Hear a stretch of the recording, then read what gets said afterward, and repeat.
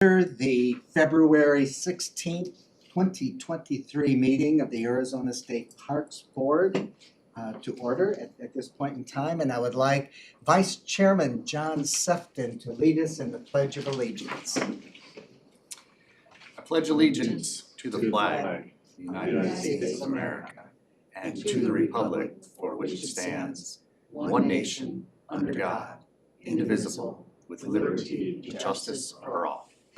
Thank you, John. Member roll call. Kelly, if you would, please. Dale Larson, Here. John Sefton. Here. Jeff Buchanan, Here. Sarah King, Here. Terry Palmberg. Here. Mr. Chair, we have a quorum. Thank you very much. And Jeff, welcome. Your voice sounds great.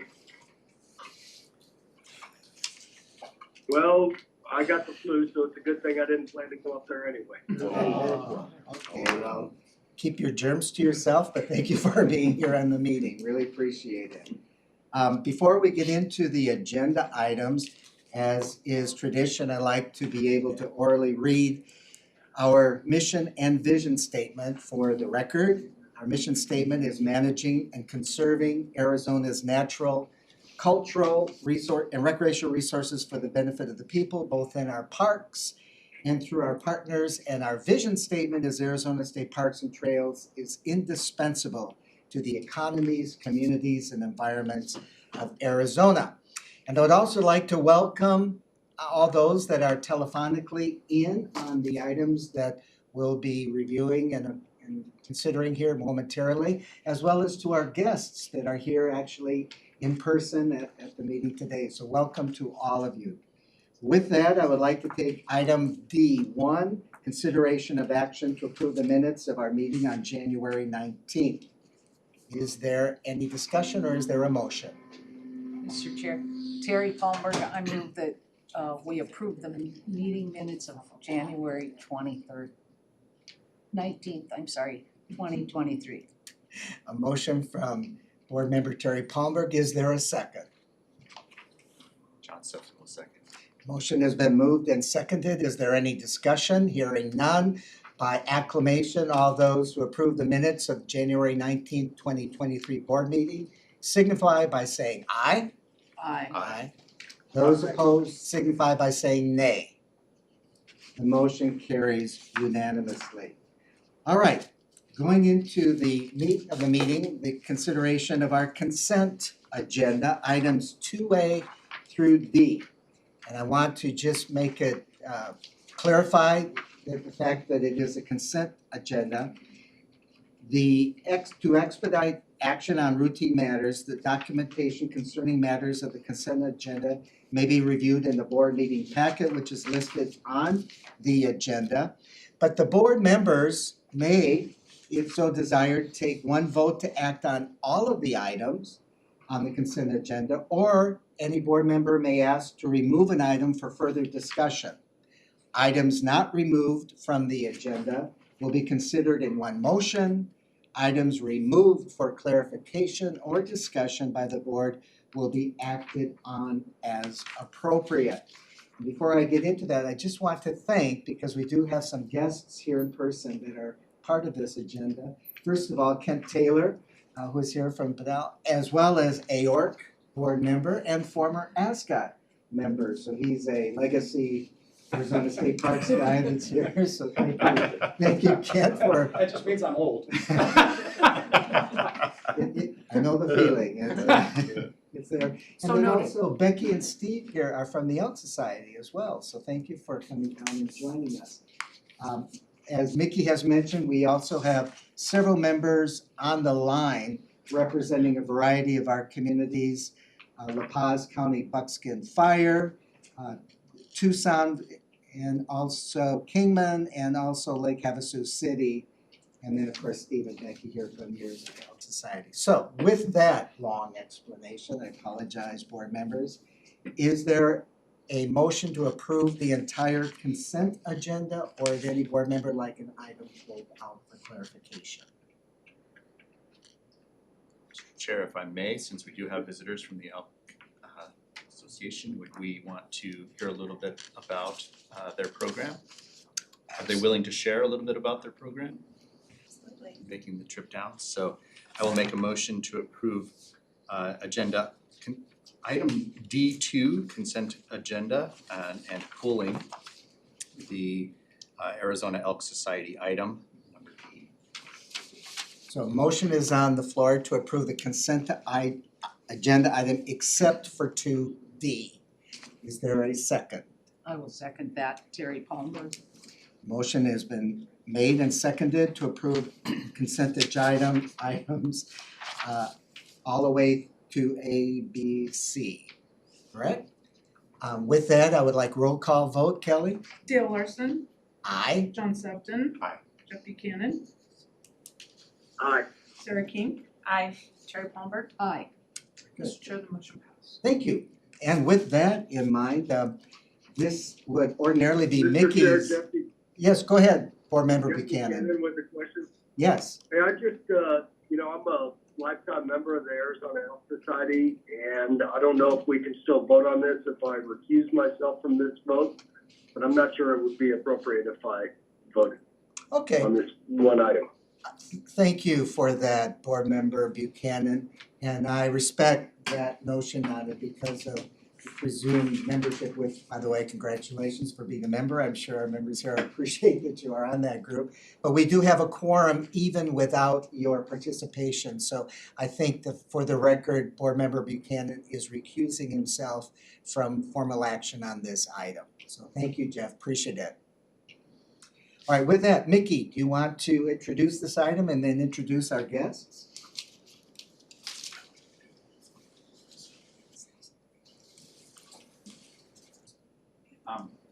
Thank you, Mr. Chair, members of the board. The Elk Society submitted this grant that has been vetted by the AORC and approved, recommended for funding. And Becky is certainly here to talk about the program.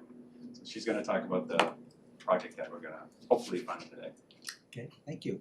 Becky, would you like to come up to the podium and reintroduce you and your collaborator here and then give us the information? Right, well, thank you guys so much for this opportunity. The Arizona Elk Society has a variety of education programs, and the three that we've put in for this funding include the Mesquite Wildlife Oasis, which is an outdoor classroom located in the far west valley of Arlington. This program targets roughly 2,500 students a year and is in collaboration with the Arizona Game and Fish Department and the landowner out there, which is Con Edison. It is a phenomenal outdoor classroom, and we've received funding through Wildlife for Tomorrow and other partners. The funding that we've requested in this proposal will be able to expand that. We'll be able to bring more students out there. We'll be able to expand the activities that we are currently teaching out there. And all of our activities that we do for these field trips meet Arizona State science standards too. So teachers are able to connect the classroom materials to the outdoor. And it's really just about getting the kids outdoors. You know, a lot of times this is their first field trip. And it's free for the schools to come out there. We even pay for transportation costs as well. So just a real neat opportunity to spend a whole day outdoor with the kids. Part of their experience, they get a Mesquite Wildlife Oasis field guide, and they get to take this home with them. They also, I wish I had all of my stuff. I wasn't 100% prepared to talk about this. But as they go through their lessons throughout the day, they're learning about different, Arizona's ecology, botany, wildlife, different habitats. We do water quality. And so they get these materials to take with them. They also have workbooks. And just to continue that program and expanding it throughout the area. So the Mesquite Wildlife Oasis, and I'm happy to answer any questions after that. We also have put in for funding for Wapiti Weekend, and I have yet to experience Wapiti Weekend, Stu, so I'm gonna have to have you, and I can just pass this around. Thank you. If you would like to take a look. So it's a whole weekend geared towards getting kids, families outdoors. We provide a variety of outdoor activities, archery, wildlife identification, owl pellets, fishing, kayaking, tons of stuff. And it's for the entire family, and the hope is that the parents can continue to foster that relationship with the kids in their outdoor experience. And having the families there is really important because the families are experiencing nature for the first time as well too. With the cost of increasing our rental, we usually have it up at Camp Raymond, so everything has been increasing. So again, the funding here will help us expand and continue that program. Another program that's part of this is Wild in the City. Pass this flyer. And this is an incredible program because it gets our this Maricopa County families and kids to experience nature. We have it at the Ben Avery shooting facility. There is Biscuit Tank in the Hirsch Conservation Area, and the Game and Fish Department indoor archery range, so we hold it there. And again, it's just another opportunity to get families out, to get kids to experience nature. I mean, there is, they're not outside as much, and by these programs, we're able to create that, hopefully inspire our future outdoorsmen and women. So just an interjection, it's all about the outdoor skills, getting these kids with their families, with their parents, to see this stuff firsthand. Wild in the City is mainly geared for the younger kids, and at the end we give them a fishing pole and a tackle box and an Urban Lakes book from Game and Fish. So we encourage them to go the next day. Look on this book. There's probably a pond close to your house. Here's the fishing pole. Here's the tackle. Let's go fishing. And just get them in the outdoors. Wapiti Weekend is a weekend in the woods, where they experience a higher level of outdoor skills. So we're graduating them, and then Game and Fish has a bunch of other programs that we try to lead them into. But we found out a long time ago that training the families at the same time, creates a whole family bond that everybody wants to go outside. That's the key, is to get them outside and keep them outside. And obviously, we're a volunteer-driven organization, so we want them to come back and volunteer too. So thanks for mentioning that. Yeah, so our Wild in the City, every child will leave with a fishing pole and a tackle box, and that's part of the grant funding that we've requested. To take that next step to further their outdoor love. So is there any questions? Sure, thank you. Thank you very much. Board members? Very nice. Mr. Chair, yeah, real quick, the volunteers, how many volunteers do you have in the organization? 1,200. We do work projects for the Forest Service, and we get 180 people show up for a weekend. We found out years ago that if you feed them very well, if you ever come to one of our projects, tri-tip steaks, great breakfast, we figured out a long time ago, if you feed them, they'll come back. So we have a huge following of volunteers. It's just amazing. Our banquet, which is April 1st, probably 90 volunteers come out to help at our banquet.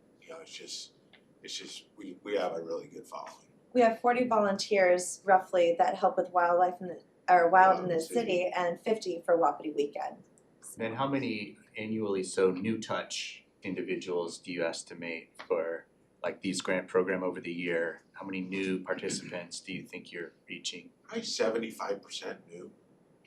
We consciously try to find other youth organizations to get into. Boys and Girls Club sends kids for us. All kinds of different. There's a new one called Young Life, which is based out of Tucson, and they're really into getting the kids the outdoors. They'll send a busload of kids up. So we're very careful about not going back to the same well every time. We look for other opportunities. I've been doing this for 25 years, and I tell people the kids are out there. We need to do a better job of reaching them. And that's when you get into the schools, get into these clubs. Now you're reaching them,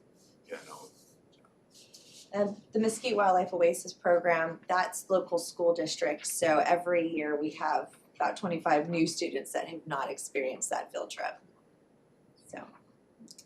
Other questions? Thank you. Yeah, it's very, very important work, and the kids keep coming. Yeah. New ones all the time. Yeah, we've sold out. I don't think we've ever not sold out a youth camp. you know, we filled up every one of them, you know, every time. One of my favorite quotes that I just heard last week was a kid who came off the school bus and he was, you know, where's the gift shop? It was a very rustic, you know, outdoor classroom looking for the gift shop, and we have porta potties. By the end of his field trip, he said, "Can I have my birthday party here?" I'm like, "Move over Chuck E. Cheese," you know. But to have that experience in the outdoors, I mean, that's just incredible. So yeah, it's very rewarding to do. Thank you. Other comments? Just somewhat of a preaching to the choir relationship, but as we all know on this side, the childhood nature deficit disorder is a critical issue. And kids unfortunately are becoming further disconnected from nature, and it shows up in education, it shows up in recreation. And for your information, the State Parks Board and the governor has approved the new SCORE plan, the statewide comprehensive outdoor recreation plan, which has identified this as a priority. So I think in terms of what you are doing, assuming of course approval for this, is certainly going to be part of our testimony that we're trying to do through organizations like yours to lessen that nature deficit disorder that our kids have. But I do have one request, if you don't mind. I noticed in your bulletin, you don't have the state parks logo on it at this point yet. So assuming again that we're going to approve this, I'm hoping that staff will be able to provide that with you, and it'll be up there on front and center. Absolutely. We're very big about partnerships. Bob knows, you know, we've been around a long time, and partnerships are really important to move forward in this world right now. That won't be part of the motion, but we are gonna be looking at make sure that you can have that, so. And I know we heard the good things about us, thank you very much. Is there a motion to approve item 2D? Mr. Chair, I will move to approve item 2D. Consideration of action approving the submitted 2023 Heritage Fund Environmental Education Grant Award to the Arizona Elk Society in the amount of $50,000. There's a motion on the floor, is there a second? I will second. Motion has been moved and seconded, is there any further discussion? Hearing none, roll call vote. Bill Larson, Aye. John Sefton, Aye. Sarah King, Aye. Terry Palmberg. Aye. Mr. Chair, the motion passed. Thank you, and again, thank you very much, Becky and Steve, for Thank you. Thanks, you guys. By the way, do look in the website of Arizona Forward. They do annual environmental education award considerations for various educational programs. And to me, this sounds like a perfect opportunity for you to, they have it what they call the Crescordia Award and other things that I think would be just outstanding. So it's Arizona Forward is the organization. So, Mr. Chair, if I may as well, a lot of the municipal parks and rec departments are always looking for ways to partner.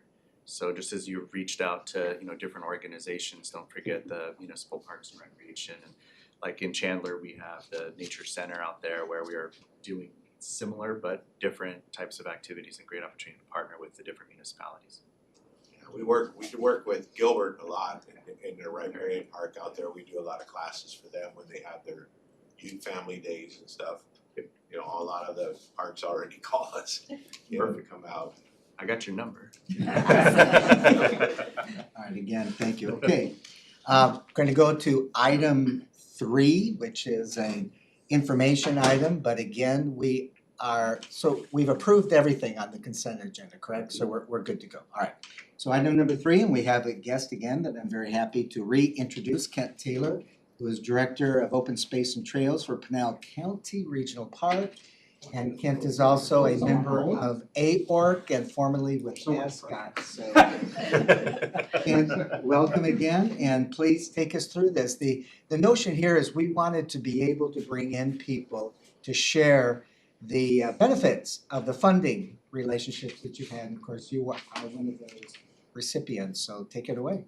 Fantastic. Again, Kent Taylor, Director of Open Space and Trails for Pinal County, and want to thank State Parks and the board for having me here today to share with you about Peralta Regional Park. And before I get started, would also like to thank State Park staff and the board for partnering with us in this project, because you guys helped fund this project, and likely without that, we'd still be working on trying to develop and find funding. So again, a big thank you to all involved in that. So Peralta Regional Park is Pinal County's first owned and operated regional park. It goes back in visioning to 2007 when it was identified in our master plan. We didn't get a site-specific master plan done until 2015. The Great Recession kind of impacted that, but we got back on it in 2015, and it is aligned with our county goals and objectives. So the Peralta Regional Park is a 500-acre, 498-acre facility. We lease the land from the Bureau of Land Management under their Recreation and Public Purposes Act. We have a 25-year lease. And at the end of that 25 years, we anticipate going back to BLM and being able to take ownership of the property at that 25-year timeline.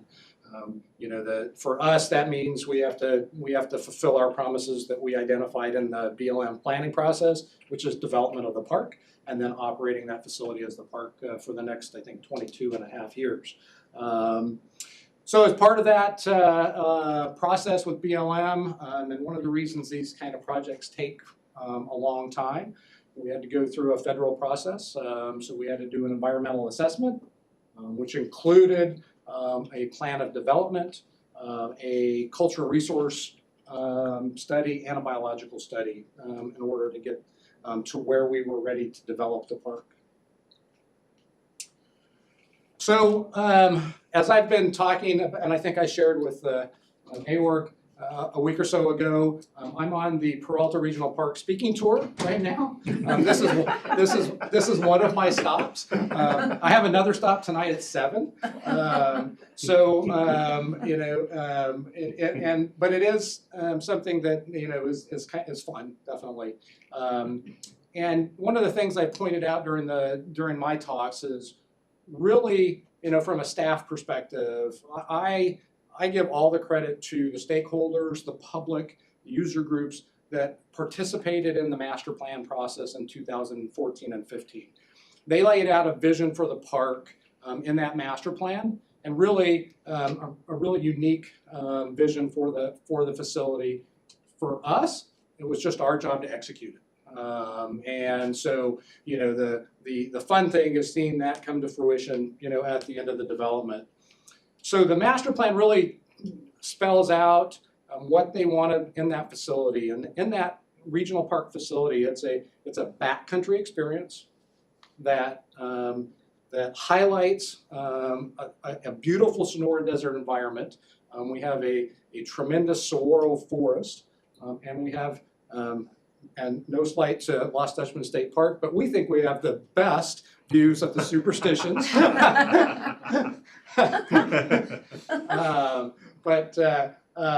And so, and really develop the site with a mind on keeping the disturbance to a minimum, to using materials that blend with the environment, and making it available, a backcountry experience available in close proximity to 6 million or 4 million people, whatever the valley is. So that was the goal we had. So we did. That's how we proceeded. Our development of the park took advantage of previously disturbed areas that were already on the site. And because of that, our disturbance on that 498 acres is estimated at only 22 acres of disturbance. So that includes roads, parking, picnic sites, trails, and all of that development. So our development is only 22 acres approximately out of a 498 acre parcel. We blended with the surrounding area, so which Mickey can attest, when you go in, we've got these amazing ramadas that you see. But if you're not looking for them, you really don't see them very much. Kind of blend, everything is blended with the natural surroundings. And one thing I pointed out, one of the things I like to point out is I've talked about this, even to the point of our road signs, speed limit, stop signs, and all of those. Typically those signs, if you look at a sign, if you go down any block, it's silver on the back. All of our signs are brown on the back. So there's no reflective material that shines back at you when you're looking through the distance. As I mentioned, we have sorrel cactus on site, a ton of sorrows. We were able to, in our development process, we salvaged 105 sorrows. We pulled those, we planted them on site in temporary nurseries during construction. So last spring we pulled them, planted them. In October, as we got towards the end of development, all those sorrows were replanted on site and now are part of the natural landscape. And we also partnered with the Tonto National Forest, and they were able to harvest another 24 sorrows that they're using for their fire mitigation in the Tonto. And then a couple of things, desert pavement. So, a year and a half, 2 years ago when we started design, our design team said we're going to use desert pavement. What is desert pavement? And I still tease my designers that they made that term up, but they say they didn't. But in a project like that, when we're clearing vegetation that we're not able to salvage, typically that material will be piled up and burned or put in a big dumpster and hauled away. All of our stuff was stored on site in these big piles. And then towards the end of the project, when most of the major road construction and site construction was done, that material was chopped back up and put on the slopes as bank protection before we did hydroseeding on top of that with all of our pretty flowers that are hopefully coming up right now. So just reuse that stuff as we came through. And then our mine sites, we did have some old prospector type mine sites on the site. We partnered with Game and Fish and BLM. They do an assessment of mine sites, holes, to see if there's any critical habitat that might be using that site. We had 7 mine sites on the site. One of those had bat habitat. So that site is now, it's open. We have steel netting like you see on road construction projects over the top of it so we don't have people falling through, but it does provide critical habitat for some bat species. And according to Game and Fish, a few rattlesnakes. So I'm gonna go by that, we're gonna do that last. Okay. I've got some videos, I'll let you see the videos later. So our amenities, 31 tent camping sites, 18 Ramada sites, 2 large group Ramadas. Unique thing about our campsites and our Ramada sites, and our construction contractor was a little unsure of how this was going to work, but these sites were not engineered. So there was a road engineering plan in our design, and then we had some graphics on what a typical campsite looked like and what a typical picnic Ramada site looked like. And then we had a point on the road. We want it here. What that let us do is design every single site to fit the landscape. So each of those camp and picnic sites is unique, and it is kind of carved out of what was on the land. So if there was a saguaro or a mesquite or an ironwood or something that we wanted to make sure and preserve, that campsite or that picnic site goes around that. On the picnic sites, we have Ramadas. Our landscape architect even went as far as, once we had them laid out, she went back to each of those sites and identified the corners of where she wanted the Ramadas to be. So every Ramada has a fantastic view, and it was intentional to get it to that point. 9 miles of natural surface, backcountry style trails. You're not gonna find any 5-foot wide sidewalks here. They are 18 to 24-inch single track trails with a variety of skill levels. We have 7 walk-in backpack sites. So these are kind of unique in the fact that, you know, if you remember when your kids were little, you know, to take them on a backpack trip, you have to drive 3 hours, take a 9-mile hike, and then get them to, you know, and they're whining the whole way. This allows them to, if you want to introduce kids to backpacking, short hike, you're no more than probably a quarter of a mile from a real restroom, which is always a problem with my kids. So just a unique option for folks. A stargazing node and an equestrian parking lot. I will tell you, we're never sure how many equestrians are going to come. So far, that's been the most popular parking site. A couple weeks ago on a Wednesday, there were 9 horse trailers parked on a Wednesday morning at 10 o'clock. Wow. So pretty amazing. We were just like, They found the internet. they yeah, or the phone tree. I don't know. So our operations, you know, we do have on-site rangers, ground maintenance. We have no utilities or infrastructure at this site. It is remote.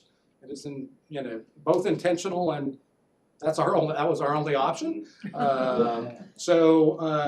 You know, it's an on your honor system, you know, paying an old-fashioned Iron Ranger. We do, knowing that it's 2023, have an online piece for you. So if you want to pay for day use camping, you can do that online through our online portals. And I will tell you, after a month we've been open since January 12th, people, surprising, much to, you know, from an operations standpoint, a challenging piece. They're paying with the Iron Ranger in envelopes and cash. So as a majority of payments. So some photos. Left is our stargazing node, and that would be our logo. It's sandblasted, and the stargazing node. On the bottom there's a typical picnic ramada, some trail pictures. And some of the signage. The bottom center is a typical campsite, tent campsite. And our group ramadas, which we think are pretty awesome. And we've already rented those a few times, as you can imagine. Top left, that's the east side of the park after a winter rain. That water was still there 3 weeks later. Not as much, but 3 weeks later. Pretty nice desert riparian area on the east side of the park. And I'm gonna go back to, I think I can get there. There it is. So I think if I just.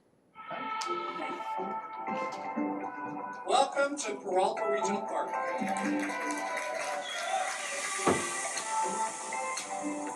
So glad it's finally here. So many years and months and so much sweat put into this, and now we get to see it in action. Is this a little bit of what you had in mind when you wanted to preserve and serve the superstition foothills?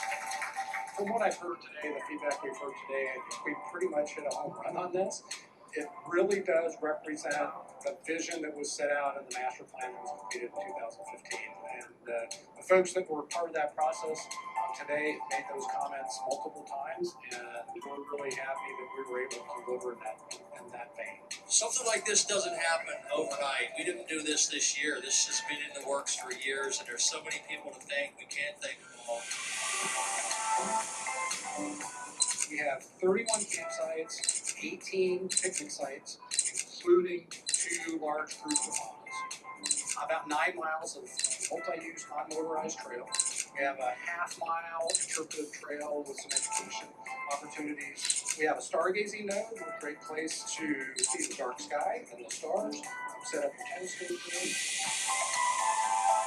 And of course, as Kent properly illustrated, most of this is open space, a very small impact. The park is 498 acres. The land is actually Bureau of Land Management, BLM land. We lease it from them, leases for 25 years. Typically, if you do what you set out to do within the BLM lease after that 25 years, there's an opportunity for the county to actually own the property moving forward. So we're pretty confident in the discussion we've had with BLM that, you know, this is really what we said we were going to do, and we're going to continue to maintain it and operate it for the, you know, the remaining 23 years, so that, you know, that ultimately Pinal County will own the property. There's plenty of other land to do off-roading, etc. This land is gonna be just frozen in time like it is, and it's gonna be great to just preserve these 500 acres. It's a fee area, so day use is $7 a vehicle. Overnight camping is tent camping only. It's $10 a night, so it's pretty inexpensive as far as camping goes. If you want to reserve a Ramada, that's available too. So if you've got if you have a group that you want to do a group picnic, we can do the group ones. You can do the individual ones, or you can just come and enjoy it and take your chances to get the Ramada you want. My recommendation would be reserve it because they're going to be popular. Day use passes, you can do it the old-fashioned way. We've got what we call Iron Rangers. You put your money in an envelope and deposit the envelope. We've also got those day use passes available online. You can do that on your phone the day of. You can come here. We've got a QR code. You can do that right there as you're standing in front of a kiosk. Now that we've got this one under our belt, Kent, we've got others in the works, and this is a good trial run to see this work. We're very proud of everybody. Thanks once again for everybody's effort. So what I would say to everybody is please use this park as much as you possibly can for your own physical health, mental health, social health, and maybe most importantly, work up a really big appetite and visit one of our fine eating establishments here in Bull Canyon, back to Junction, or Superior if you're coming from that way. So thank you all again and enjoy the rest of the day.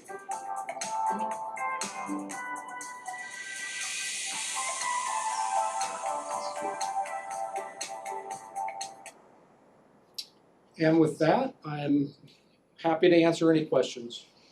Excellent, thank you Very so nice. much. Board members, thoughts, comments?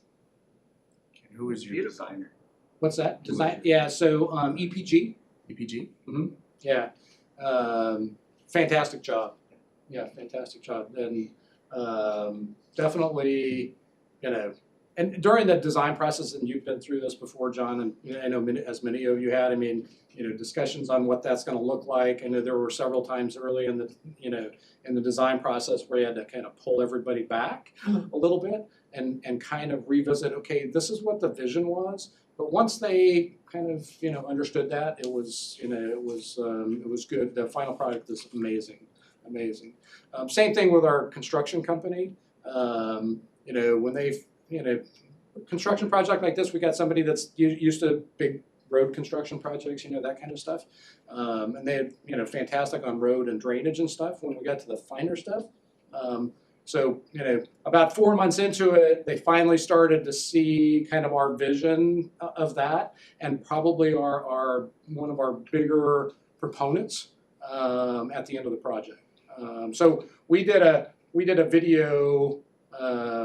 They did some drone footage during construction, and so, you know, they asked me, said, you know, we were going to do a video. Do you want to? Sure, I'll talk. And, you know, put a microphone in front of me, I'm going to talk. So, and so I did this as a piece for their marketing. They sent it to me when they were done, and I just sat in my inbox for most of the day. Yeah, okay, I'll look at this, because I'm thinking, you know, it's their marketing piece. I'm buried someplace, you know, 2 minutes, maybe 30 seconds before the end. The video starts and it's me. Like, holy. So yeah, just a really good partnership, I think, developed out of that. Who was that construction team? A Hawk. Yeah. And then talk a little bit about the importance of accessibility. I saw the ADA parking space and how that was integrated into not just the sites, but also what else, right? Yeah, so ADA and accessibility, we have several. So we have a campsite and a picnic site that have ADA accessibility.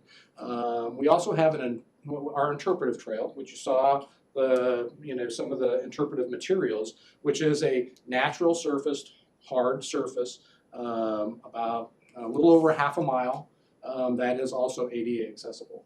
And it keeps with that same vision. It is, a hard packed DG surface, and we did as minimal clearance as we could through that trail section, so that folks, if they're using that in a wheelchair or something, haven't been able to experience that kind of outing, it's available for them. I mean, the cacti are right there, just as they are anywhere else in the park. Thanks. Other comments, questions, board members? Just a quick reminder, this was LWCF funded, and that I believe requires a 50-50 match, if I remember right. So how were you able to come up with a match? Yeah, so the total project cost, I think after all the bidding and stuff went in, was $5.6 million thereabouts. We have half from LWCF money, the other half came from development impact fees. So we were finally able, the county has been, we're the only county in the state that actually collects development impact fees similar to what municipalities do, although on a very small scale. So my per household development impact fee is like $188 a rooftop, to give you an idea. So we've been collecting those since 2007. And so this was the first big project that we've been able to fund with those development impact fees. Outstanding. Yeah, so we're excited, but that money's, as you guys know, is not going to last very long. Another question, this is a partnership with Bureau of Land Management, and biased or not, oftentimes BLM is not always looked upon favorably from various circles in western states in general. This is one of the least programs where I think it really does a good job.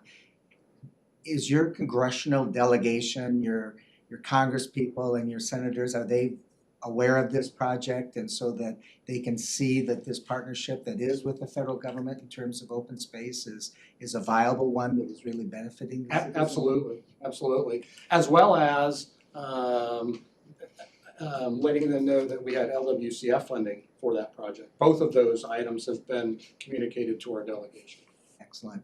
And the last thing I thought, I was just really inspired by the mines that you're talking about, and that you found the one that is now a bat habitat. Working with Mickey, let Interior know that, because I think the fact that you have conserved that you made that as a protected area for wildlife, I mean, that may be one of their notable examples that they would like to be able to share with other projects that are out. I mean, that's incredible. Yeah, and that was really a partnership which I didn't even know existed. I mean, when you go through the site development and the planning process with BLM, this is one of the check boxes that they have, and we knew we had to do something with them. Fortunately, it's still owned by BLM, so we lease it. So because it's owned by BLM, they already have an agreement with Game and Fish on these mine sites for them to come in and do an assessment of the sites.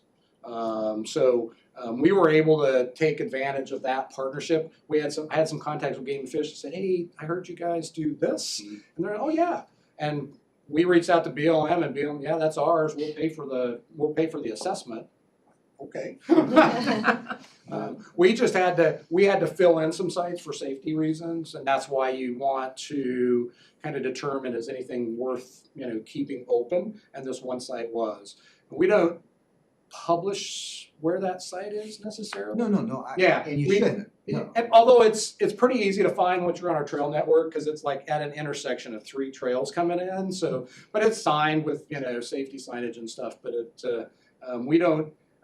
We're not publishing that as a feature of the park. Here, go out and as well as our we've got 6 cultural sites. I was going to ask you, is the archaeological part of that? We have six ARC sites on the property. One actually caused a major design headache as we were going through design. So we had designed it in the master plan, put the parking lot in this big open area. Got to design, we're designing it, got the ARC survey back in, and they're like, well, yeah, that's flat because it's a major ARC site. Wow. So we had to push the entire the whole parking lot structure got pushed, probably 300 yards to the east. And we had that one is actually fenced off. And we've got some other sites on that we just recently got to go out with the ARC guys and see these sites, and they're pretty amazing. And do you have relationships with the tribal communities? We do, and then BLM, we have piggybacked on BLM because they have fantastic relationships. And that's one of our interpretive trail, 6 panels, 3 of which we partner with Game and Fish on flora and fauna. 2, we partnered with Game and Fish, or not Game and Fish, BLM. 1 was cultural and 1 was geological, the whole mine history of the area.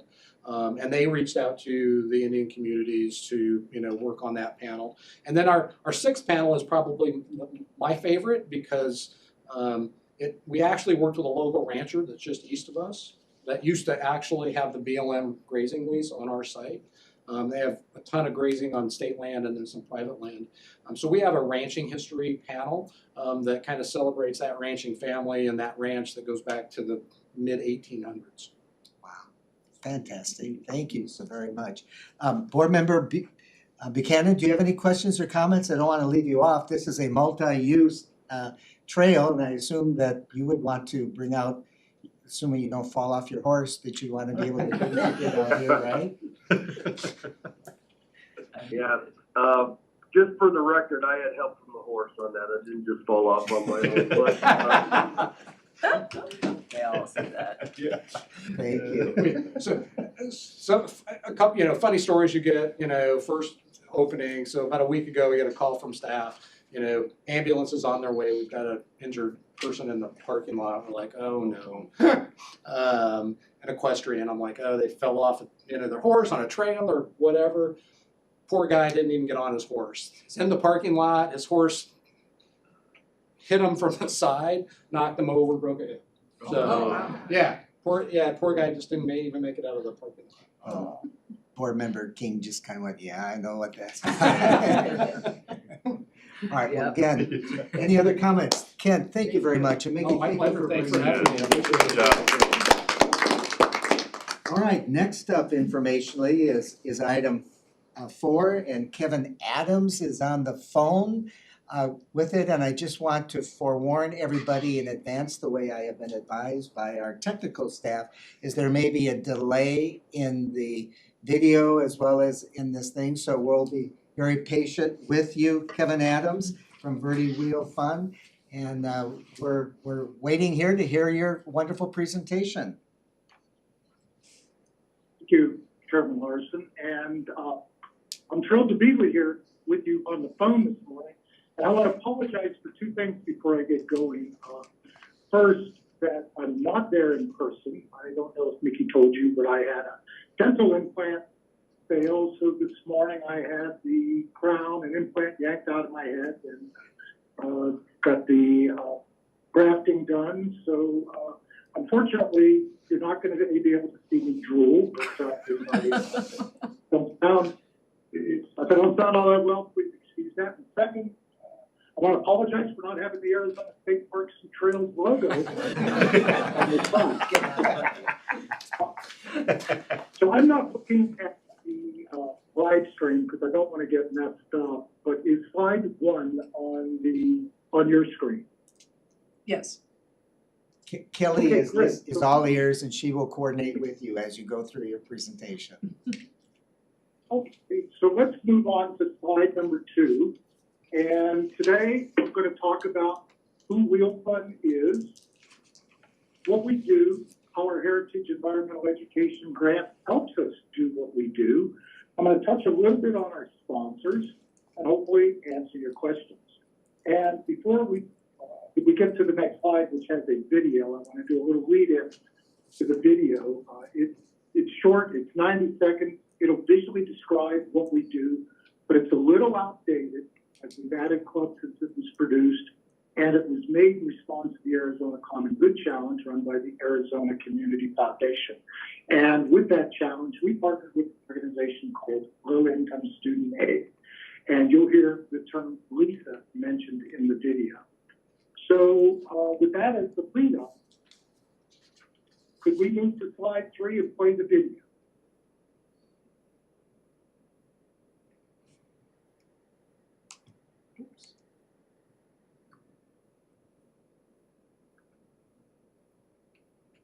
Just stand by. There we go. Okay. Click play.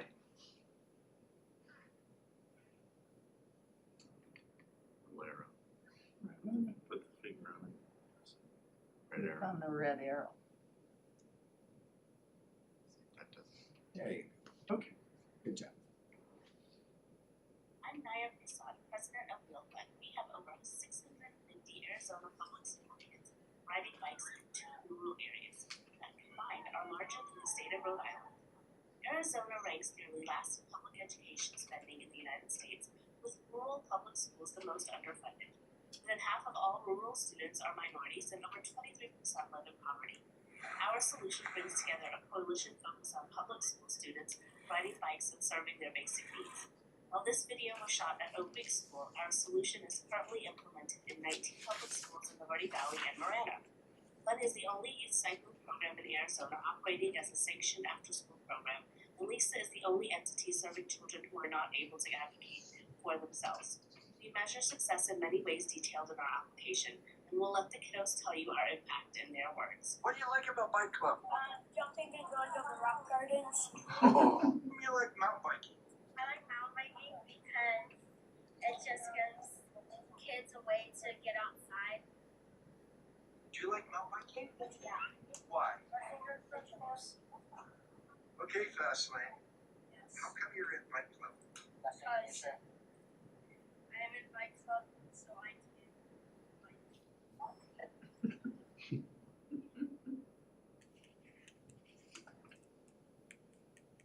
I think the video has ended, has it not? Yes. Okay, great. If we could move on to slide 4. FUN was created as a youth program in 2017 by road cyclists who convinced the Verde Valley Cyclist Coalition that the coalition should do more for the cycling community than just advocating for and building non-motorized trails. This road cyclist has visions of kiddos road cycling all over the Verde Valley. The kiddos have other ideas. In 2019, we spun off from the Verde Valley Cyclist Coalition as Verde Valley Wheel Fund, so that we are a qualified charitable organization status, so donations could qualify for Arizona state tax credits. And just last year, we removed all geographic restrictions from our governance and legally changed our name to Wheel Fund. What started with 28 total bikes at 4 Verde Valley public schools in the fall of 2018 now serves over 600 kiddos in the Verde Valley, over 50 in Marana, and over 10 in Benson. Our board is a mix of academics and mountain bikers.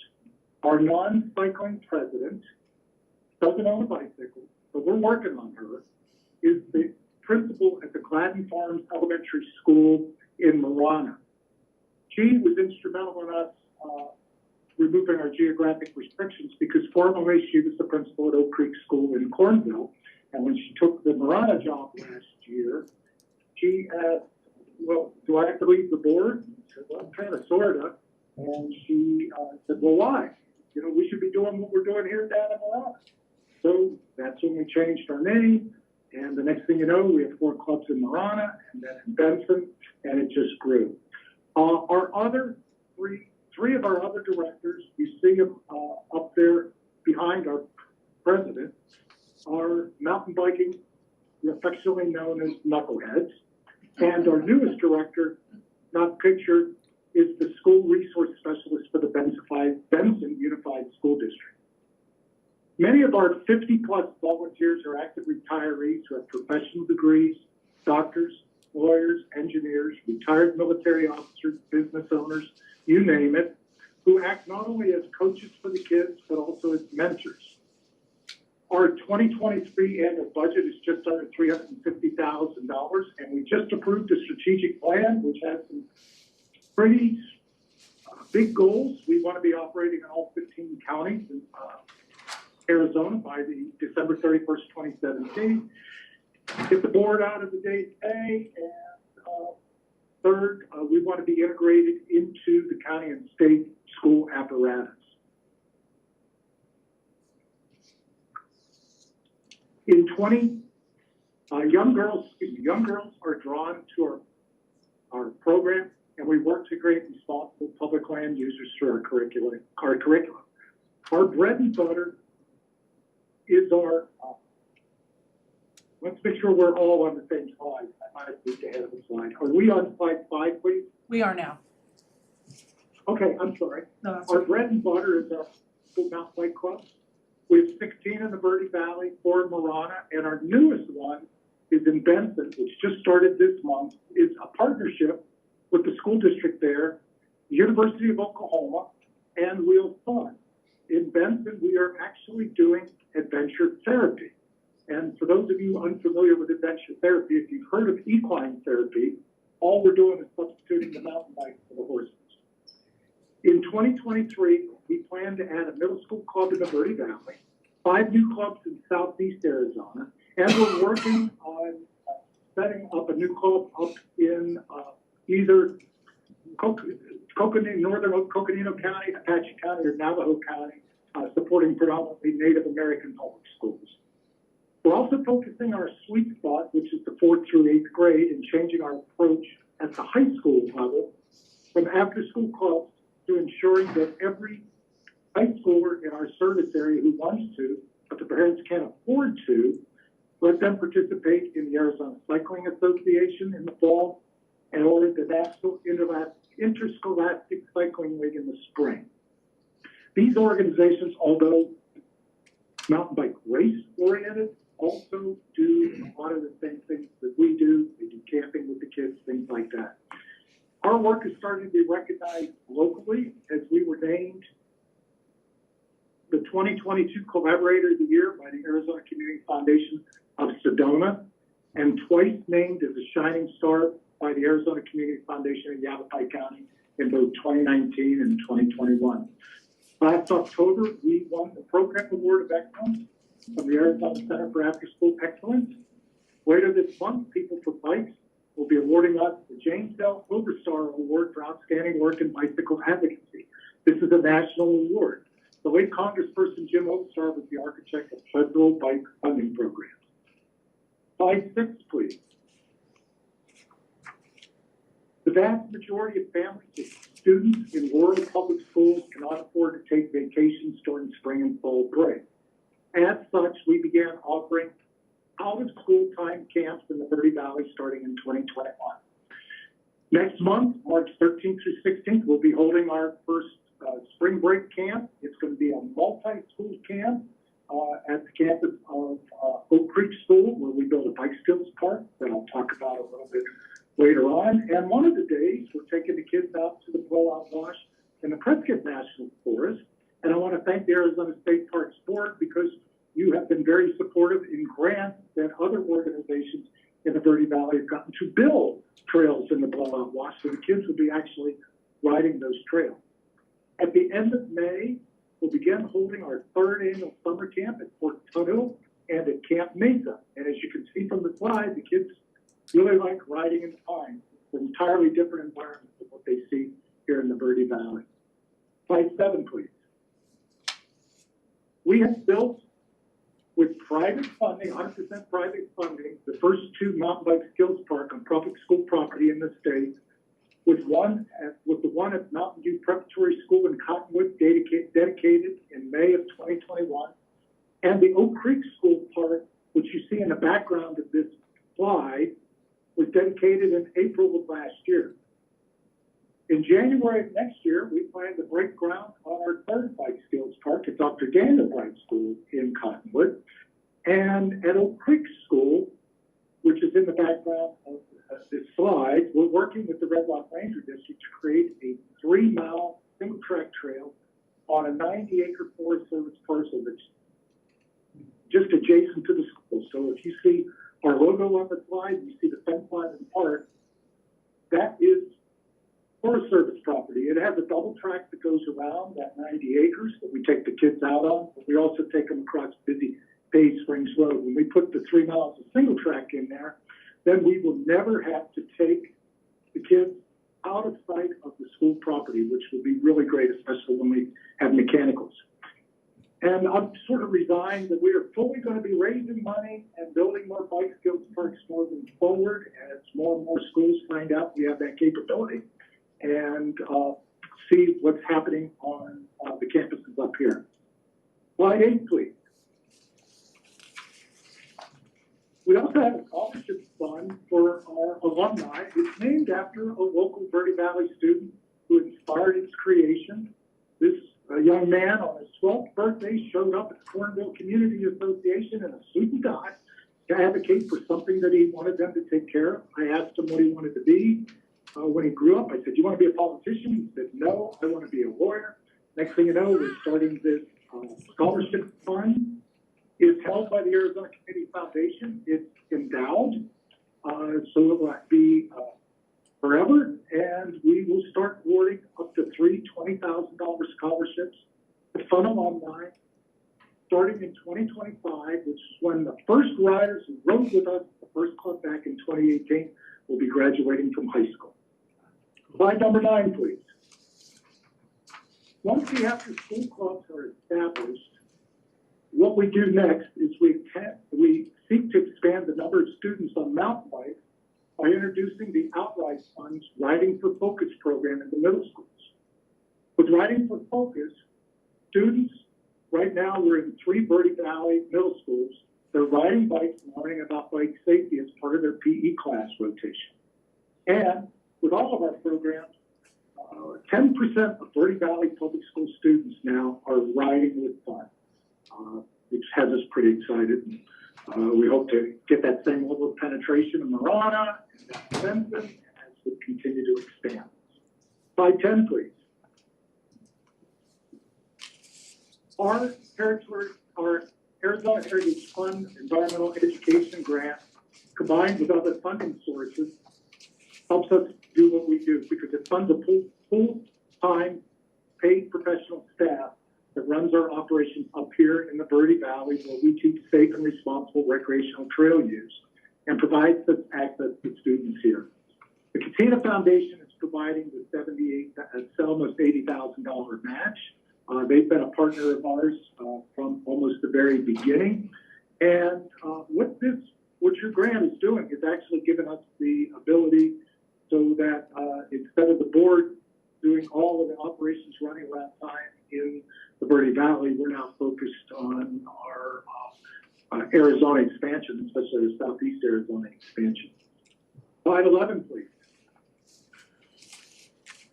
We have a lot of support inside of the state, and just about everybody who supported us in Arizona State Parks and Trails on this list has supported us for multi-years. Some have been since inception. Our board does the primary fundraising and building relationships and helping donors feel that their contribution has been a worthwhile investment of their charitable giving. Slide 12, please. We have really leveraged the bike industry in what we're doing, and over 60% of our funding comes from outside of the state of Arizona. So we're getting the bicycle industry to fund work in rural public education, rural public schools in the state. So we're pretty proud of that, and hopefully the bike industry will continue to support us. Like I tell them, we're just creating customers and training for them. And that's the end of my presentation. Last slide. Is there any questions? Thank you very much, Kevin. Appreciate that. Board members, any thoughts, comments? Excellent. Yeah. It's a great program. Something that, excuse me, came to mind as you were talking, Kevin, is that this grant is also similar to the previous presentation we had from the Arizona Elk Society. This is Heritage Fund grant, correct, Mickey? Yes, correct. with it. So again, it just shows the breadth and the depth of what the Heritage Fund is doing to be able to promote education. I have a question. Earlier slide, one of the objectives, learning objectives that you have in your curricula is mountain bike etiquette. As an avid hiker, I can honestly say that I've probably had more encounters with mountain bikers, not kids, but adults that are not the most pleasing and are rather rude and inconsiderate on bikes. So I'm just curious, what etiquette philosophy are you telling these kids on these trails? Well, we not only tell them, Chairman Larson, we show them. So where we ride with them, we teach them the hierarchy. Mountain bikers are supposed to yield to everybody, supposed to announce their presence to people, how many are in their group, just all the and because we're up here in the Verde Valley where we encounter equestrians a lot. The nice thing is, in a lot of our rides, we come across the equestrians, and we can actually show them, why they need to step off the trail and things like that. So one of the things that we wanted to do very early on was for the exact reason you describe. The way we feel that we're going to get better mannered mountain bikers is start teaching them before they really get to be mountain biking in the schools, and that's what we're trying to do here. Thank you. I agree with that wholeheartedly. And again, Board Member King is here and Board Member Buchanan on the phone, because equestrian users particularly, I mean, there's this perfect storm oftentimes that comes when you've got multi-use on these hiking trails, and the mountain bikers certainly have to understand. So appreciate that, and I agree with you. The younger the kids are to appreciate that, the better it's going to be. So anyway, so any other thoughts or comments? One question. Go ahead. Kevin, the projects that you've built and constructed, are those all on school properties? Sure. I think you said yes. Was that a yes? And then were the school districts then amenable to managing, maintaining, and providing liability coverage where necessary, or have you done something additional with those districts? Well, what we do is the districts, before we built the first one, they checked with their insurance provider, which for most school districts, every school district we've come in contact with is an organization called The Trust, to make sure that they were okay with the bike skills parks, and they were. And we also, when we have these parks designed, they're designed not for adults, they're designed for kids, the 4th through 8th grade. So they're really exciting for the kids, but they're yawners for the adults, quite honestly. When we want to get my thrills for the bike park, I go up to the Fort Tughill one. But the maintenance is done by the students during one club session each month. Students are out there with rakes and clouds and you name it, and they are maintaining their own park. Because we want to also still not only trail etiquette, but trail stewardship also for our kids. And the last fall during camp at Oak Creek, I had one little girl, every single every single club session. Can we do park maintenance today? I had to disappoint her. No, it's not on the schedule today, but it will be. So they actually enjoy getting out there in the park and maintaining it. Yeah, that's great. Thank you. Yes, again, thank you very much, Kevin. Good luck with your new tube. And when you're getting ready to come into Maricopa County, contact us, because I'm sure there are plenty of school districts that would be willing to partner with you in terms of this kind of bike trail etiquette and development. So thank you very much, Kevin. Thank you. With that, let's go. I know Brittany has been patiently waiting here to tell us about all the good things that are happening at the legislature from what her last report was in terms of park support. So Brittany, welcome again and congratulations on your family. Thank you. Good morning, board members. It's good to be back. I haven't been up here in quite a while. It's nice to be back up here with you guys. This is the boring part of the presentation. It's kind of hard to go from all the stuff going on. Now we're talking about the legislative updates. So you guys have the sheet that Kelly sent out. So just for the record, as usual, I'll just go in order. I'll read a little summary of each bill that's moving forward. And if you guys have any questions on anything, just ask, and then I'll just keep moving forward until I get to the end. So we have a lot going on so far. So I'll just start with the first one. So I'll go House Bill 2144. And I'm sorry I don't have a PowerPoint presentation, but I'll just go Sure. as slow as I can. House Bill 2144, open meetings capacity posting violation. So this bill is moving through, it's passed out of the House Government Committee. And the summary of this is it requires all public bodies to provide sufficient seating to accommodate the attendance of proceedings of a public body. So board meetings like this, you just have to provide sufficient seating. It exempts agendas of meetings through technological devices from providing the time the public will have physical access to a meeting place. And it requires the agenda of the public meeting to include the notice of time that the public will have physical access to the meeting place. All the things that we already do, but I believe that the reason for this bill was just to stop secret meetings from taking place, or if there are secret meetings or smaller meetings, there will be sufficient seating for everyone. So they're putting this in statute, or trying to, but this is passed out of the government committee, so it's still moving forward. House Bill 2145, Dude Ranches historical markers. Dude Ranches has come back again. Requires the Arizona, this time it requires the Arizona Historical Society to use permanent Arizona Historical Society revolving fund monies to issue historical markers for Dude Ranches, who are a part of the Dude Ranch Heritage Trail Program, which the board member, or the board approves. And then it appropriates $75,000 from the general fund to the society for this particular purpose. So the reason I put this one on is because the Heritage Trail Program is already within Arizona State Parks and with SHPO, but now they want the historical markers. So just to make sure we don't have to coordinate or issue the markers, but because these Dude Ranches are going through the board, I think we probably will end up having to approve that they receive a historical marker. But the Historical Society will be issuing these.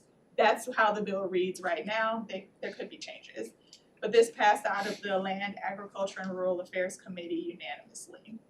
Just on that one, Brittany, excuse me, so to Director Berscheid, any challenges with that in terms of the funding coming from the Historical Society, but yet these Dude Ranches are under the purview of the Parks Board? Do you foresee any problem in terms of the language the way it currently is? I don't. Brittany worked behind the scenes to actually change and get the sponsor to sort of change it as it was originally introduced. So yeah, I don't see it as a problem. We're just not in the historical marker highway signage. That's what I was wondering, yeah. So yeah, I don't foresee this being any additional impact on this at all. So they buy, or they fund it, do you buy it, or do they buy it and fund it and then you install the markers, or what? Well, I think in this case it would be ADOT, these are the brown highway reflection. Oh, I'm sorry, okay. Kind of thing, so yeah. So as far, right now, I know that there may be changes to the bill, but hopefully they will go through ADOT. I spoke with the sponsor and with the lobbyists, just that we don't do the markers, and ADOT would be the best company, or the best agency to go through to do those markers. So we'll see how the bill changes. I just don't want us to be responsible for. And that's why I asked. Right, because we're not paying for it, No. and it's still part of. Right. Interesting. Okay. Moving forward, House Bill 2374, State Lake Improvement Fund Appropriation. So this bill has come back again. I think this is the fourth time now. So same thing, it appropriates 2 million from the State Parks Revenue Fund and 3 million from the general fund to the Parks Board for operating costs and limits the amount of what's annually deposited into the State Lake Improvement Fund. So it's limiting the monies that can be used for staff support and administration costs. This bill passed in the House Land, Agriculture and Rural Affairs Committee and also the Appropriations Committee at the House. So it's my guess is it will move like it usually does through the House and Senate, and then it'll probably stop and get thrown into budget negotiations as it has been doing for the past few years. So I'm gonna try to see if I can get appointments with Senate leadership, and this has been flagged for the governor's office, so they already know that this one's coming back. House Bill 25, I'll just loop these two together. House Bill 2505 is the AORC continuation, and 2506 is the Parks Board continuation. Obviously, those two bills have passed out of Land, Ag, and Rural Affairs Committee unanimously, and it is moving moving to the floor at the House, and then it'll go over to the Senate. So, And this is a result of the approved audit that came through the general's auditing office and everything. So I assume this is just normal protocol for it, and then you get the 8 year, is it 8 year? it's 8 years. 8 year window of being both things, so. Yeah. So Kent, you're gonna have to stay on AORC for another 8 years.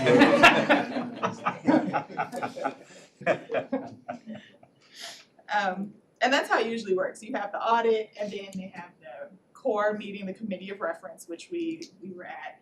And then after the recommendation goes through from that meeting, then there's a bill that's written to continue for 8 years. So it won't be sunsetted until 8 years from now again, okay. We'll be maybe around. The next one here is House Bill 2518. It's an appropriation, Glassford Dells Regional Park. So this appropriates $3.5 million from the general fund to the Arizona State Parks Board in 2024. And then it directs the State Parks Board to evenly distribute the appropriation to the city of Prescott and the town of Prescott Valley for the Glassford Dells Regional Park. And these two entities have to match the $3.5 million before we can give them money, before we can shell out that money to them. So this bill has passed out of the House Land, Ag, and Rural Affairs Committee and also the Appropriations Committee. And from the Appropriations Committee, there were just a few concerns from some members about taking general fund dollars to fund a park when it could go to other places, especially in what could be a recession possibly. So that it still passed, but I will be watching that and see how it moves forward. Any reason why this one just kind of came to the top? Because I don't remember this being in previous legislative sessions, or am I wrong? No, this is the first time it's been run through as a bill. I think it's probably a combination of a lot of things. Sponsor. They've got Sponsors new. They've got local communities are coming forward. It's not us. And just to clarify, I don't know if any of you had seen the hearings. Although we're on it's a 3 counties or 3 municipality plus you have a bi-county agreement here. There's no talk about it being a state park yet. They thought about it. It's going to be let's get the land, then let's figure out how we want to manage this. So there's no commitment on our part to run any of these as a state park at this time. But they wanted us to be the fiduciary of this, so we could essentially hold the money. We'd be the bank, and then once they like Brittany said, once they get the match forward. But I think probably the biggest thing, Chairman, is that it's coming from the local government, and local government with Prescott Valley, Chino Valley, and Yavapai County are really the ones, creating this bill and running this bill. And I think that weighs a lot from the legislature instead of big bad state government coming in and buying lands, things like that. So Is that a good bill. Is that a 3.5 million match each or total? Total of the group, cumulative. So they feel they can develop it for 7. Right. Has Prescott resolved the issues? I mean, I'm in Prescott quite often and signs all over. You know, dump the Dells project, you're gonna Oh. ruin the, you know, the landscape. I mean, it's quite controversial. Is that resolved? Yeah, I think they have. This is really the money to buy state trust lands. They've already acquired a lot of land through their open space bonds and things like that. So this is really just to acquire the state trust land piece. So not only are we there to provide any technical help on the park or acquisition side, we also have sort of this regulatory when it comes to the state land selling and SHPO's involvement in making sure that if any cultural or historical resources are out there. So we're kind of watching it from both sides of the glass, I guess. So it would have to go into state land auction then Yep. at some point in time. Right. This would be interesting. So this is the first time you've seen it.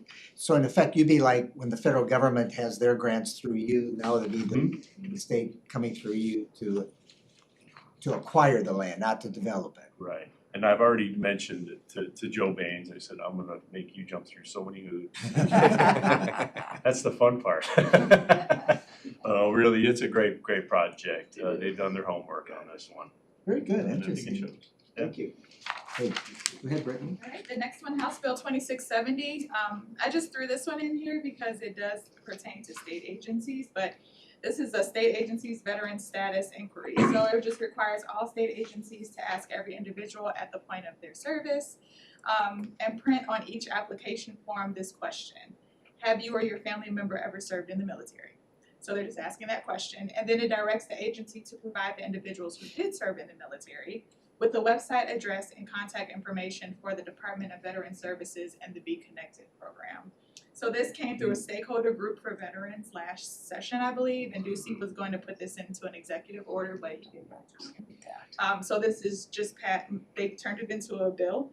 This passed out of the Military Affairs and Public Safety Committee unanimously, so. Brittany, Yes. what are they calling the website? It's called it's a program on the Department of Veteran Services. It's called the Be Connected program. So an agency just has to send that website to the employee, who's ever coming in for a job. And if they decide to change the name to different than Be Connected, what do we do then? They would have to make an amendment on the bill, I guess, to strike it and change the name. Now, this relates to employees, Yes, not Potential volunteers. employees. Because I would imagine there's lots of volunteers that would qualify as being veterans that would. Just employees. Right. House Bill 2806, State Parks Heritage Fund appropriation. So this bill, there are two Heritage Fund bills. There's one in the House, one in the Senate. So this one in the House, it appropriates $10 million from the general fund for 2024 to the parks, to the State Parks Heritage Fund. This passed out of the Land, Ag, and Rural Affairs Committee. It's also assigned to appropriations in the House, but it hasn't made it to appropriations yet. But this would be essentially the same as what happened last session, is the $10 million going to the Heritage Fund. Which then eventually became 5 million. Is that only 1 year? Yes. Okay, next one, Senate bill. So now we're in the Senate bill, Senate Bill 1166. This is, I just threw this in here just so you will know kind of what we're tracking. Public employers, post-secondary degree requirements. So this is for employees. So effective January 1st, 2024, it prohibits a public employer from rejecting an applicant solely for not having a post-secondary degree, except on the demonstration that the degree is necessary. This passed out of Senate Commerce, and it passed through both majority and minority caucuses. It was voted on, and it's moving through the House, so. Do attorneys need degrees? Yes.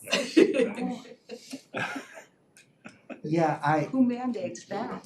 just out of curiosity, Bob, in terms of your, frontline staffs that are out in the area, what are the educational requirements for their degrees? And maybe it's not the appropriate time now, but I just see a lot of challenges with this law down what's required certification wise versus all of licensure, et cetera. And if you want, just to throw it out there, if you want copies of any of the bills, the actual legislation, I can send them to you and you Please can. do, on that one, please do, 'cause Where I- is it? You can go to, it's No, called, I mean, oh, I'm where is sorry. it in passing right now? Senate Oh, bill it passed through the Senate, so it's actually moving its way to the House right now. So the Senate passed it. All right, moving forward, Senate Bill 1224, State Parks Lottery Heritage Fund. So this is the Senate Bill, Heritage Fund Bill. It requires $10 million to be deposited into the Arizona State Parks Heritage Fund annually from the State Lottery Fund after preceding distributions are satisfied. So this is the lottery bill that it's come every year, but it hasn't made it through. So we've been getting that general fund appropriation. But this bill passed out of Senate Appropriations and Natural Resources Committee, and it's moving on to the floor at the Senate. Any thought, I mean, it'd be great to see it come out of something other than general appropriations, I assume, for some time and come through lottery, but is that something that you try to concur for or? Oh, yeah, this is the mother load. I mean, this would take this back to previous 2009 That's right, sweep. yeah. So this is what the voters originally intended, so this is the mother of all bills, and it's, I'm firmly beyond this one. Well, and again, what the board can do, I know we're not the fiscal authority, we don't have the legal standing to be able to do it, but as a board, if there's a resolution that we can consider at a meeting or anything else, don't hesitate to bring it to us for a conversation, because I think the majority of us, I'm not speaking as a promoter of it, but the majority of us would love to see the funds come out of lottery again after all these years, if it's possible. It's the opposition, like, why haven't we, I mean, have we been able to identify what the competing money, it's been, I think everybody will, at least we've talked to, Brittany can correct me, she talks to more people, but, they're all on board with it, but they're like, I don't know about this, it's a budget issue. This one will get caught up just like the others. Yeah. The governor's office is, they're, with a broader budget discussion, we just have no position on it right now. So we're not advocating for or against it, but yeah, it's, we've got some, every year it just seems like it grows and they get more members to sign on to say, yeah, this is original. Russ Jones has been the one testifying on this. And he was there, he actually was there who cut a lot of these funds, including Heritage, and he said, this is the history of this. So every year it just seems like they're growing more and more, and it's you're getting more and more support, but just can't get it over the finish line. Is it to do what they did before, keep the lottery fund as sort of a reserve in the event that there is a major financial recession or whatever, that they can sweep the monies like they did previous? Well, Russ has a great story on this, was, the Heritage Fund swept from state parks to pay down the bonds of the buildings. Now that those are paid off and the state owns all these buildings, you should take it back. Because right now it just goes to the general fund gets paid a bunch of the lottery dollars first. And so that's kind of the hesitancy, like Brittany said earlier, with the oncoming recession, people are starting to get real conservative now about what revenue is gonna look like. It's not just recession, but also with the income tax reduction rates that went into effect and all that, they're all real hesitant about what's gonna happen. How much did Heritage fund last year's budget? What was the amount? Last year, 5 million. No, last year it was 2.5. Or 2.5, sorry. And this would be 10. Yeah. This would be a full 10. Yeah, if it goes through. Okay, thank you. Yep. The next one is just to keep on our radar, Senate Bill 1239, State Agencies Payments Cryptocurrency.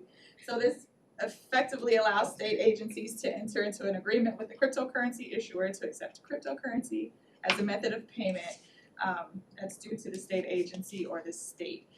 This passed through Senate Finance Committee, and it was admitted in committee that this bill needs a lot of work, and but it doesn't impact municipalities, it's just the state agencies that would be doing this. And the Department of Administration will probably be handling a system for this, if it does go through. But, this one passed committee, but it hasn't moved forward since.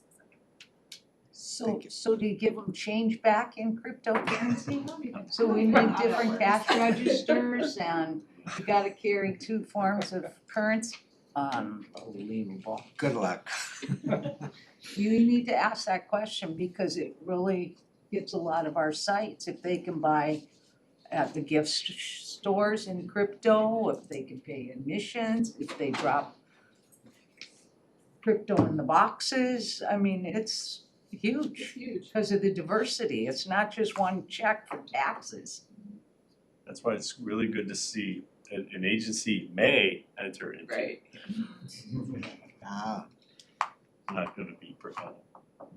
You know. Yeah, may you or- can do it or you can't. Yeah. Shall is you have to do it. Right. But I agree. Love that word. it's coming. Yeah, it is. So I'll keep an eye on that for sure. Senate Bill 1392, appropriation State Park Verde River. So this is kind of the same situation as the Glassford bills. This would appropriate, and in the bill it's unspecified what the amount is, but the amount would be from the general fund in 2024 to the Arizona State Parks Board to establish a state park at the headwaters of the Verde River. This actually was heard today in committee. I wasn't able to watch the testimony, but I just saw that it passed unanimously, so it's moving on to the Appropriations Committee in the Senate. I don't know if you want to talk about that or not, Bob, but. Yeah, I can. This is, real quick, this is Del Rio Springs Ranch. It's north of it's in Chino Valley. It's the headwaters of the Verde Rivers. Stillman Lake is up there. It's a very old historic property. Trust for Public Land has been working on, with the landowner on a sale. And the way Trust for Public Land works is they, will pay for the property and then they'll transfer. They work with Game and Fish a lot. broker. Yes, a broker. And so we had gone up there and visited the place, made no commitment on this one either. Well, it'll be a state park or it won't, but they've got a contract that expires. So they need to either get some kind of appropriation or something to pay for this property, and then they'll go from there. But yeah, it's a really neat property. It's just when you say historic, it's very old. There's a lot of work that would need to be done, a lot of infrastructure. Yeah. The county would love it. But it's a great property, a lot of historical railroad issues. The Peavine Trail goes right through there as well, but it's historic and there's a lot of historical needs that it would need to be attended to. Is that state land or? It's private. Private, oh, it's all private. Yeah. How big is it? Gosh, I think it's about 1,000 acres maybe. Wow. Scattered out along the highway 89 there. It's really, really neat. When we went, it was mostly weeds because it was late summer, but it's a lot of water issues, agricultural issues there, things like that. So, but they're running the bill anyway. So we'll see where it goes. Good luck. And this will probably be swept up in the budget discussions also, so we'll see where that goes. So Senate Bill 1393, I'm actually not going to talk about this because this didn't get a vote. It got a hearing. I wasn't able to watch the entire testimony, but this was only for discussion only in the committee. So I don't even think this is going to be voted on at all. This discussion will tie into the Off-Highway Vehicle Study Committee that was put into law last session. They just haven't met yet. So I think all of this off-highway vehicle stuff will go into that committee. Are you the head of the study committee or just on it? We're just on it. Just on it. Yeah, the legislature's the one in charge, co-chairs. Co-chairs, okay. Just a couple more. Senate Bill 1694, public monies ideology training prohibition. So the summary of this is it prohibits a public entity from requiring and spending public money on diversity, equity, and inclusion programs. This passed in government committee. So we'll see how it moves through the legislature. But one of the governor's priorities is diversity, equity, and inclusion, so it's a little bit of contention, so we'll see how that goes through. A bit contentious. And then the last one, Senate Bill 1714, Appropriation Arizona Trail Fund. This appropriates $250,000 from the general fund for 2024 to the Arizona Trail Fund.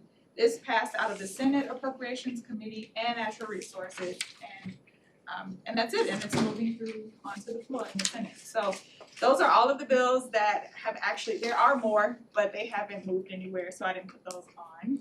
But these are the ones that have actually been moving. And this week was the last week to hear bills in the House of Origin. So if it was a House bill, this was the last week to hear it in the House. Senate bill last week to hear it in the Senate, and then they swap. So committees are almost over. So in March we'll have more information for you. Well, this is great, and for the most part, just, positive news and see where this takes it on. So thank you, Brittany, very thorough, really appreciate that. All right, with that, future agenda items, board members may identify items or issues they wish to be considered for inclusion on a future agenda. Any items? And I think the only one I'm aware of that Kelly had mentioned is the foundation, the Arizona Parks Foundation, that probably or could be coming up in the very near future once the legal part of it is off. Right. Okay. Right. All right, so, Mr. Chair, Jeff Cannon. yes, sir, Jeff. One thing that we never really came to closure with the former board member, state land commissioner, was the interaction of state lands and parks. And maybe once we get a new member confirmed, that would be a good agenda item. I don't have a timeline for that, but I just think we ought to have an open discussion about that. Excellent, we're all head nodding here, so, yeah, we definitely want to have as I'm reminded from the board, the state land commissioner has a position on this board. When this individual is then approved and it starts up, we would certainly not only want her, I believe, to be on it, but then also to look to have presentations related to that. So thank you, Board Member Buchanan, appreciate the reminder on that. Any other items? All right, hearing none. Bob, your Executive Director's report? Okay, thank you, Mr. Chairman. I think with Brittany's extensive list of legislative work, that's really been our time consumption for probably the last 2, maybe 3 weeks, and I want to thank her. She's to know we have a great liaison is good, but when you see her walk the halls and interact, and we're lucky to have Brittany, and I thank her almost every day. Please don't leave, I think is how I word it. You're stuck, Brittany. That's right. She does a great job and keeps me straight, as well as her intern Cody. They're both working their tails off right now, and it's much appreciated. We got the chance to meet with the new chief of staff, Allie Bones, and Ben Henderson, the chief operating officers. A quick little one-on-one meeting, great. And we got to sit and talk. Very pleasant, very smart person. I've never met her before, but she's got a huge job. But her to take the time and talk about what state parks' needs are, where we're going and how our board is, and is there anything they can help us in an agency. Just had a great time with her, and really appreciated that opportunity to meet with her. We also got to meet with the new policy advisor. Ian O'Grady is our policy advisor. He got a full-blown staff briefing on everything that we do, and I think about an hour and a half. So we bombarded him with a lot of, but he has actually do a lot already. He's very outdoorsy, so we're one of many agencies that he's doing policy work for. But I'm sure Ian and Brittany are going to be really good friends come by the end of the session.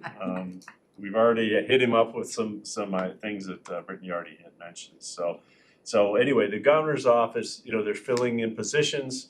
They're starting to get the people in those seats, and then they're trying to figure out, what's the priority right now. It's so hard when you take over an administration right in the middle of a legislative session, you got to hit the ground running.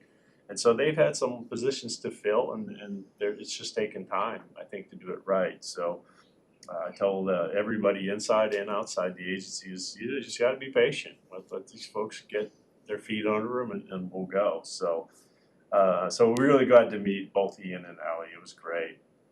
I want to remind everybody the State Parks Legislative Day is March 21st. Arizona Elk Society, our new partner, is more than welcome to come on down and visit. We also have Sarah is on vacation right now. When she gets back, we're going to go down to meet with the State Museum. It hasn't been a contentious issue, but it's just something we want to resolve is repatriation of Native American artifacts that either have our name on them or mistakenly have our name on them that are being housed in the museum. And we've been getting some calls from the press, particularly one reporter who's trying to get to this because there's a report published every year and it has, okay, this agency or this entity has this many artifacts. And our name's got a few, it's not a lot by any means, but enough to make me say, let's resolve this once and for all. So we're gonna go down to meet with the State Museum of University of Arizona and figure out what that process is and how can we get those, if we have any authority, to get those back into the hands of the tribes and let them decide what they wanna do with that. To clarify, so the State Museum is under the State Historical Society? Or It's its own entity, It's its University of Arizona. Oh. Yeah. What about NAU? Don't they also have a state museum then too? I don't think it's the State Museum, I think it's the it's a Museum of Northern Arizona, I think. I'm not sure where but the State Museum is the holder curator. U of A. Yes, they're the big one that Well, issues we have an permit. in with Board Member Buchanan, so if you need help with him. I know. It is on the U of A campus, so I will wear my fork hat for you, Jeff, proudly. I'll bet you will. Yes, right. So hopefully we'll resolve that and at least understand that process. I've never been through this. I've been on the receiving end where the tribes wanted to do their ceremony on state land. But so this would be a learning experience. But my goal is to get us off of any of that and have zero reports of holding any of those. So Did you mention that to the policy advisor? yes, yeah, they're aware. That's it, Mr. Chairman. Very good, thank Thank you. And just as a reminder, as Bob was telling me too, we have two vacancies on this board.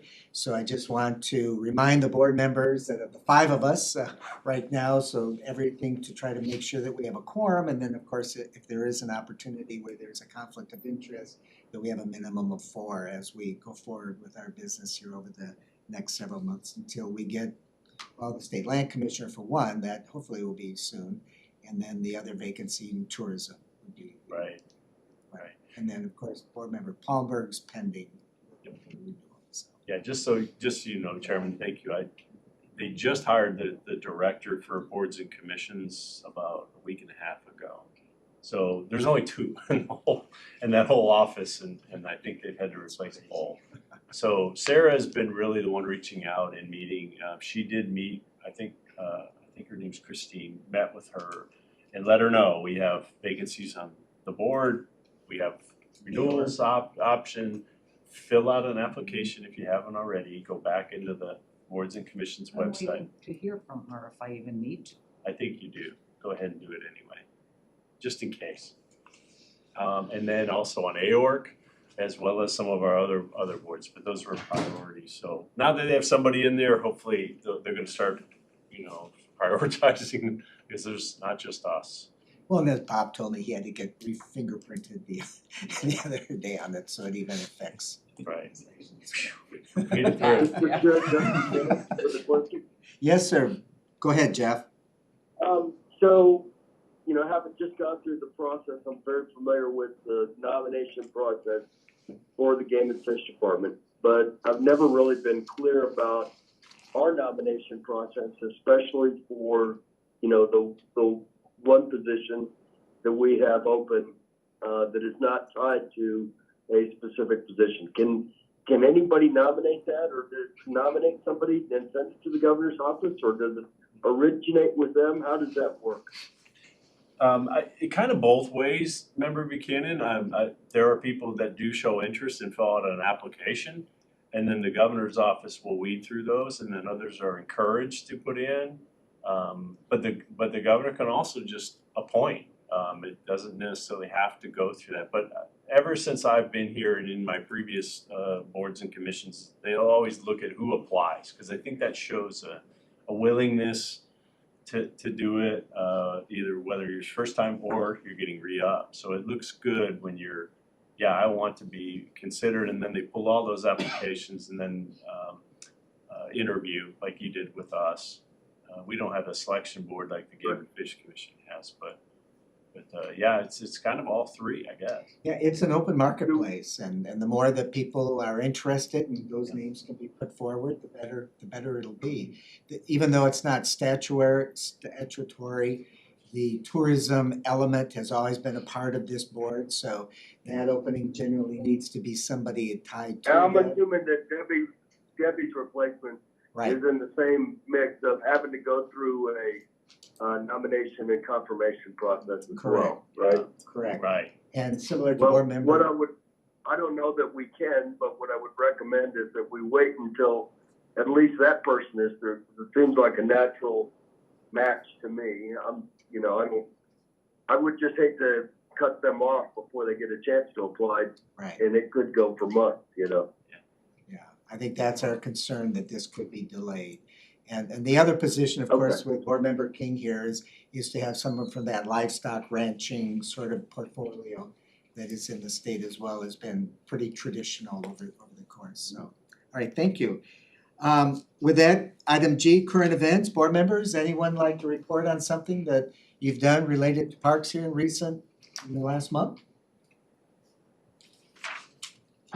I'll go. Go, please. I have just a quick comment that I've gotten very positive feedback and full disclosure from my mom on the 842 challenge and how well that has been presented, and how well the staff did in corresponding with people who participated, and really very personalized letter, etc. So good.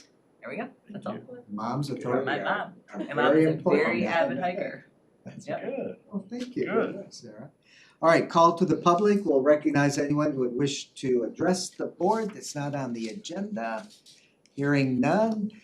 Future meeting dates, and of course, as Board Member Buchanan has also suggested, it will be our intent to go off-site as the weather warms up, so that we can get to other areas of the state as we did last season. So even though right now Kelly has them all identified as central office, we will work in the future to try to make sure that we can leave. And I guess we can't go to Peralta Park because they don't have Wi-Fi any place there for us to be able to do. That's so I can hide. Exactly. All right, so hearing nothing else, and again, thank you for our guests for coming all the way from the Elk Society. Meeting is now adjourned. Everyone else has left the call. You're welcome.